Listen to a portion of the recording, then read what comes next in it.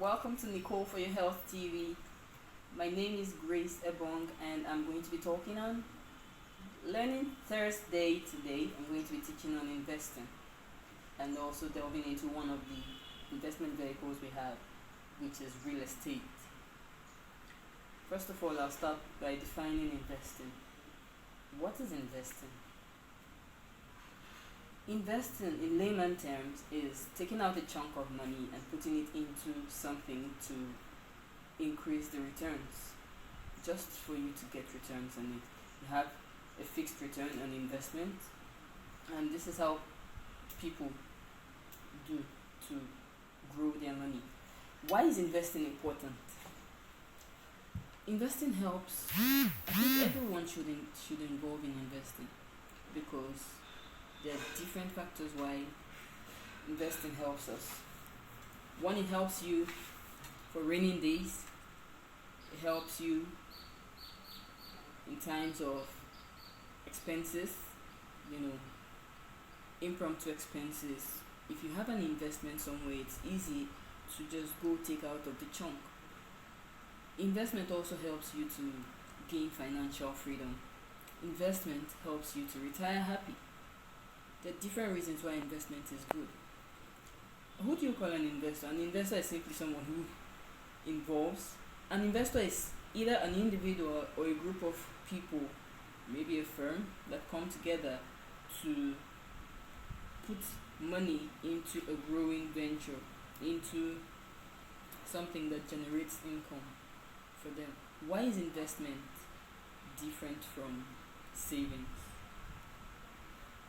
In our economy today, we would bear me witness that when you just save money, when you just put your money in the bank, there are charges that are oftentimes removed from it. Besides, inflation affects us badly. Inflation makes your money become worthless.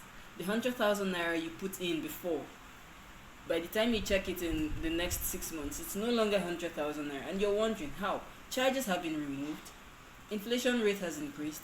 The interest you're getting on it is still being eaten. So, but if you put it in an investment vehicle, instead of getting deductions, you're getting appreciations in it.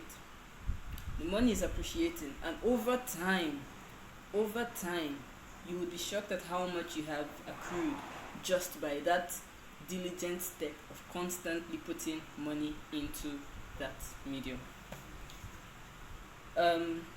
I'm going to want to delve into, there are different vehicles, like I mentioned earlier, for investing. We've got stocks, we have shares, we have bonds, we have real estate, we have mutual funds, we have even farming. There are different means to invest now, and investment is not just for people like Warren Buffett and the Amazon guys or the Google guys that we know.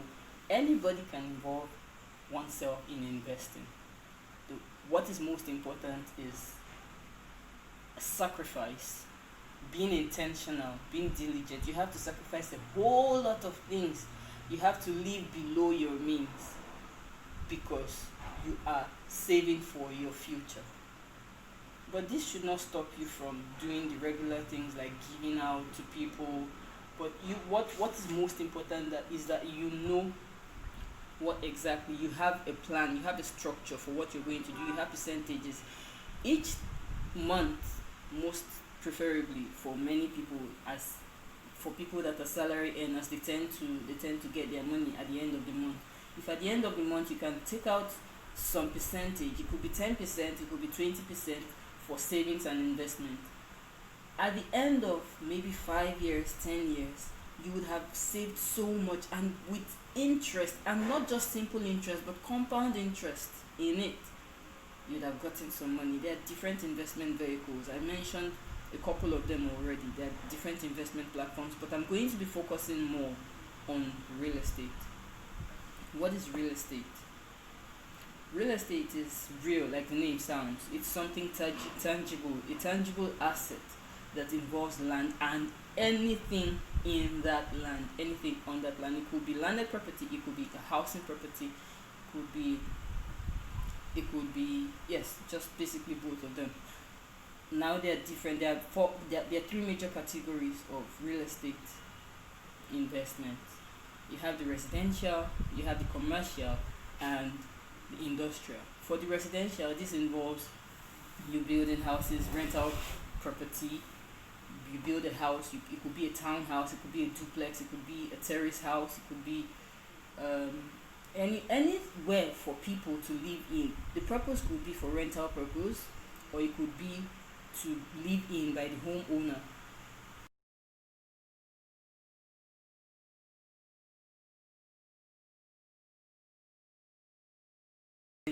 For commercial is anything that is not residential.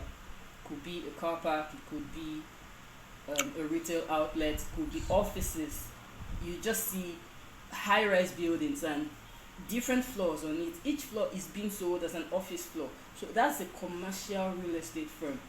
Most times, the commercial real estate firm is not very feasible for people. You get to see more of groups of people that do more of such investment, because you need to come together. The money for that is way higher than what you just do for your regular residential. But in the end, along the line, it's stable. It's more stable and beneficial, because imagine I build a hotel and I let it out, or I'm having it being run by one of a very good brand. People are always coming to my hotel. There's no way I'm not going to make money from it. That's different from, I would definitely make even much more than someone who just buys a house to rent out. You could get a plot of land and build different flats, blocks of flats on it, and just rent it out to people.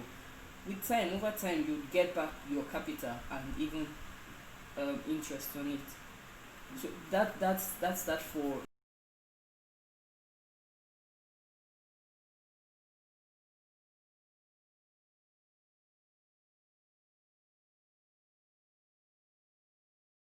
So that's that for real estate. For commercial and residential. Then we move on to industrial. Industrial real estates are usually larger in size, location different. The location is usually close to places like the Harbour Park, close to um, close to the seaport, close to the airport, and things like that. A very good example of an industrial real estate investment is the popularly known Dangote refinery, which we had in Ibejuleki. It it involves things like mines, wanting to build mines, wanting to build um, refineries, factories, manufacturing centers. Those are all industrial investments. So either of these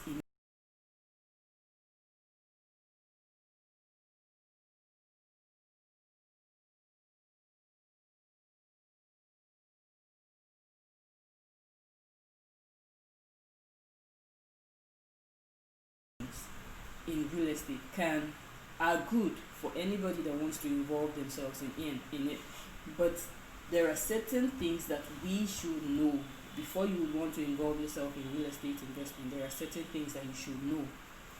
One thing to consider is the location. One thing to consider when you want to delve into real estate investment, you have to consider the location, you have to consider the pricing, you have to look at your pocket, you need to know how much you've got and how you're going to be able to make your payments in such a way that it will not choke you, because it's anything that has to choke you to do it's not very ideal. You have to consider I've mentioned location, I've mentioned pricing. You have to consider the title of that place that you want to invest in. You have to be sure that it's a very good area that on the long run would not bring issues, would not have issues like maybe people coming to fight. No, this is not your land, this is my land. That's why you have to go through you have to go through a professional, you have to go through someone who is well versed in real estate, a certified real estate consultant, most preferably, or a company. Another thing to consider is how much you have, not just the pricing, how much you have. I've mentioned location. By location, some people may want to invest in places that are close to refineries, not refineries, places that are close to infrastructures. Those are things one has to consider. You have to see the future of a place. If you're able to visualize the future of a place, then you know if this place is suitable enough. If I put my money in here in 3-4 years time, I should be able to get some percentage increase in it, maybe 50%, maybe 30%, but at least my money should have increased. Say I'm putting in 2 million naira to get a land. I want to buy a land and I'm putting in 2 million naira. That place, I should be sure that in the next 3 years, that money would have increased from 2 million to probably 3 million. It's possible, or even more, even 5 million. It all depends on the viability of that place. That is why location is important to check. The pricing, like I said, you have to consider pricing. Compare prices. Look at different locations. When you compare prices in a particular location, then you know how much is worth putting into that place. Then for title, there are some titles that are perfect. In a place like Lagos State, there are titles that are seen as good titles that you can go for. I'll mention some of them and I'll try to define them. We have titles like Excision, we have titles like Gazette, we have titles like the Governor's Consent. Many people know more about the CFO, which is the Certificate of Occupancy. These are important.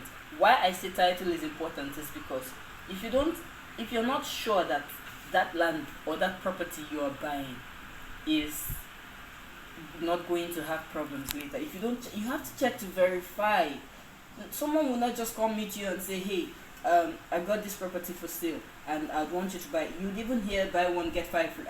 Buy five get one free, and it sounds, oh, this is such a whopping opportunity that I should just make use of. But in the long run, you'll be shocked that tomorrow the government comes and says you didn't do the necessary things you were supposed to do. You just got the land and we have to make use of this place. So this building is going down or this property is going, and you have no say. That's going to be very traumatizing, really. It's going to be a traumatizing experience because you have put in money. You start trying to recall how much you've put into it. So in as much as I would like to encourage people to invest, I'd also need to warn that for you to do your investment, you have to be careful. You have to go through certified people. You have to know what you're doing. Don't just say, okay, yes, I want to buy property, and then you go look. Anyone that comes to you, just go for it. You have to verify many things. You have to go even to lands and registry to be sure that this property is off any form of government encumbrance. That's that about such things. I said I was going to define some titles. We have excision, we have registered survey, we have excision, we have the governor's consent. I'll start with excision. Excision is simply an expanse of land being released by the government, because there's a law that states that all lands in any state belongs to the government of that state. So, but they know that people will definitely have need for land, so they release some parts, they make some parts available. So excision is simply meaning that, okay, government has released a particular area, a particular part of land for sale to individuals or group of people that want to acquire it. So, but you have to be sure to confirm that yes, this place has actually been approved. You have to be sure to confirm that it's actually been approved for use. And if you don't have an approved excision, that could be a red signal for investing. I also get the fact that there are some times that new properties are coming up and at their launch stage they're usually cheaper. If you're going to buy anything that is that cheap without the proper title, you have to know the history of the owners of that place. By this I mean you have to know if they've been able to deliver. If they tell you, okay, I'm getting a place that is just excision in process or it's just a registered survey, you have to know that, okay, these people don't have just this place. They probably have like 5 other estates or many other places that they have developed or they have gotten and have perfected their titles for. So this way you know, okay, yes, I can trust these people, and then you go do that. That's for people, that for young people who just want to have a land or just want to have a real estate investment and don't have much money. That's when such can be advised. But like I said, you have to really know the history of such people to be sure that they can deliver. But beginning from excision, after you've gotten your approved excision, you have to go ahead to do a gazette. A gazette is an official record that states that, okay, this particular land from this area to this area has been released, has been approved and given to so person, Mr. A, Mr. A and Mr. B, for use, and government has no intention of making use of that place. So you're sure it's been gazetted. From gazette, someone buys that land and then can go ahead to do a governor's consent on it, or possibly go ahead to do a CFO on it, a certificate of occupancy. There's only one person that can own a certificate of occupancy, and that's 99%. Sorry, 99 years minus 1. In essence, it's more like supposed to be 100 years, but it can last 99 years. And that owner, that person who owns it, is the sole owner. That's what many people know, and that's why most people would ask you, when you tell them, I have a land on sale or I have a property on sale, they ask you what's the title on the property, and then they ask you, is it C of O? Because that's what they're used to. Because that's the one that seems more tangible. It seems like, okay, this is what I can trust on. The moment I have a CFO, even if the government comes tomorrow to say they want to take up the place, you know already that you have your documents intact. And this is why documentation is also important. I mentioned pricing, I mentioned location, I mentioned your budget, how much you have. Another thing that is important is documentation. And the fifth thing, ensure you go through the proper means.